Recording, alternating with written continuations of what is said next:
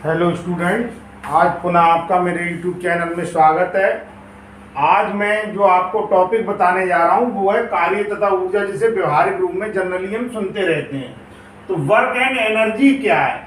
तो देखिए, सबसे पहले हम ये मान लें, किसी वस्तु पर बल लगाकर अगर उसकी स्थिति में या अवस्था में परिवर्तन हो जाता है, या हम कहते हैं वो अपने स्थान से विस्थापित हो जाती है, कुछ दूरी तय कर लेती है, तो हम ये मानते हैं कि कार्य किया गया है।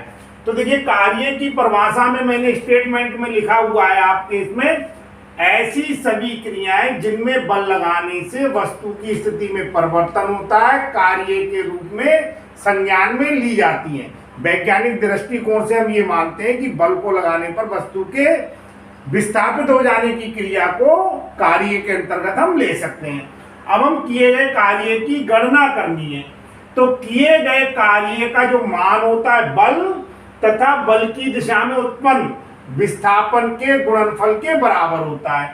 तो सबसे पहले हमने माना एक गुटका है जिस पर हम कैपिटल F बल लगा रहे हैं, और कैपिटल F बल लगाने पर वो बल की दिशा में ही क्या होता है, एस दूरी तय कर लेता है या एस दूरी विस्थापित हो जाता है। यहाँ पर जो विस्थापन हो रहा है वो बल की दिशा में ही हो रहा है। तो देखिए, किसी वस्तु पर एक नियत बल कैपिटल F लगाने पर वस्तु बल की दिशा में स्मॉल s विस्थापित हो जाती है। तब किया गया कार्य बराबर होता है बल गुणा बल की दिशा में विस्थापन। कार्य के लिए हम W लेते हैं, W बराबर हो गया F बल और S क्या हो गया, विस्थापन। अब हम ऐसी कंडीशन निकालने चाह रहे हैं, कार्य का व्यापक रूप जनरल फॉर्म प्राप्त करने जा रहे हैं, और जनरल फॉर्म में हम ये निकाल लेंगे, अगर होने वाला विस्थापन जो है वो बल की दिशा से कुछ कोण बनाते हुए हो रहा है, तब क्या फार्मूला निकलेगा। तो कार्य का व्यापक रूप प्राप्त करने के लिए यह माना कि बल F लगाने पर वस्तु इसकी दिशा से थीटा कोण बनाती हुई विस्थापित होती है। ये आपने लगाया बल F, और इसका विस्थापन जो हुआ वो इस डायरेक्शन में हुआ, तो ये एंगल कितना है, थीटा है। बल लगाने की दिशा से थीटा कोण बनाती हुई विस्थापित हो रही है। तो F का इधर वाला जो मान होगा ये इसका घटक कहलाता है, ये आप आगे पढ़ लेंगे, ये घटक कहलाता है। तो F का ये वाला जो घटक हो गया वो हो गया Fs cos थीटा। तब किया गया कार्य W बराबर होगा F cos theta into S, ये बल का मान हो गया, ये विस्थापन का मान हो गया। तो W बराबर आ गया Fs cos थीटा, और कार्य का मात्रक आप लोग जानते हैं क्या होता है, जूल होता है।